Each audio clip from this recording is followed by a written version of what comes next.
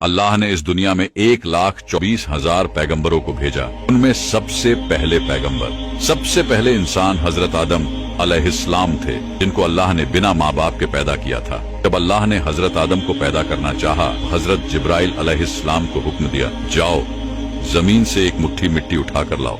जब हजरत जिब्राइल अलैहिस्सलाम ने जमीन से मिट्टी उठानी चाही तो जमीन ने कहा कि आप इस मिट्टी को क्यों लेना चाहते हैं? तो आपने बताया कि अल्लाह इस मिट्टी से इंसान को बनाएगा जो जमीन पर अल्लाह का खलीफा होगा। इस पर जमीन कहने लगी कि मैं अल्लाह की पनाह मांगती हूँ इस बात से कि मुझसे कुछ कम किया जाए कि मेरी कोई चीज खराब की जाए।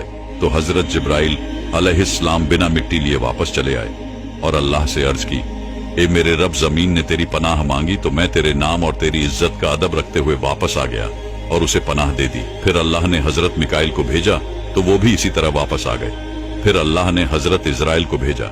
जब जमीन ने उनसे पनाह मांगी तो उन्होंने फरमाया कि मैं इस बात से अल्लाह की पनाह मांगता हूँ कि मैं उसके हुक्म पर अमल किए बगैर वापस चला जाऊं। फिर उन्होंने जमीन से मिट्टी ली और अल्लाह की बारगाह में हाजिर हो गए तो अल्लाह ने हजरत इजराइल को रूह कब्ज करने का काम दे दिया और अल्लाह ने फरमाया, तूने ही इस मिट्टी को अलग किया है, अब तू ही इसे जमीन में मिलाएगा।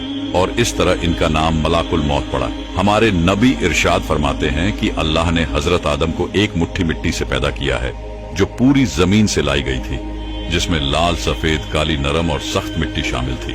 बाज मुफस्सिरीन ने लिखा है कि हजरत आदम अलैहिस्सलाम की मिट्टी में 60 किस्म के रंग शामिल थे। तमाम रंग आपकी औलाद में पाए जाते हैं। जब मिट्टी आ गई तब उसका गारा बनाया गया। फिर कई साल तक उस पर बारिश बरसाई गई। फिर उसे हवाओं के जरिए खुश्क किया गया तो बजने वाली मिट्टी की तरह हो गई। फिर फरिश्तों को हुक्म हुआ कि इसको मैदान ए अराफात के पास वादी नौमान में रख दिया जाए। फिर अल्लाह ने अपने दस्ते कुदरत से हजरत आदम अलैहिस्सलाम का पुतला बनाया। जब हजरत आदम अलैहिस्सलाम का पुतला बन गया तो फरिश्तों ने अब से पहले इतनी खूबसूरत शक्लो सूरत नहीं देखी थी। वो हजरत आदम अलैहिस्सलाम का चेहरा देखकर बहुत हैरान हुए। फिर वो 40 साल तक पुतले की शक्ल में ही पड़ा रहा। फिर अल्लाह ने रूह को हुक्म दिया कि हजरत आदम अलैहिस्सलाम के जिस्म में दाखिल हो जाओ। तो रूह ने अर्ज किया, या अल्लाह, ये जगह निहायत गहरी और अंधेरी है।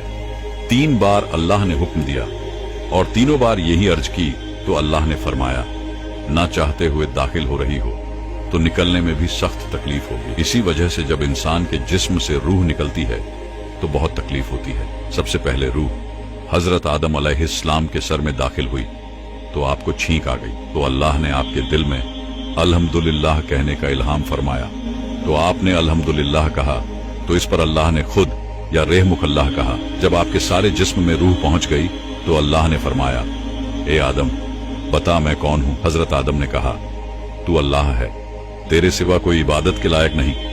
अल्लाह ने फरमाया, तूने सच कहा।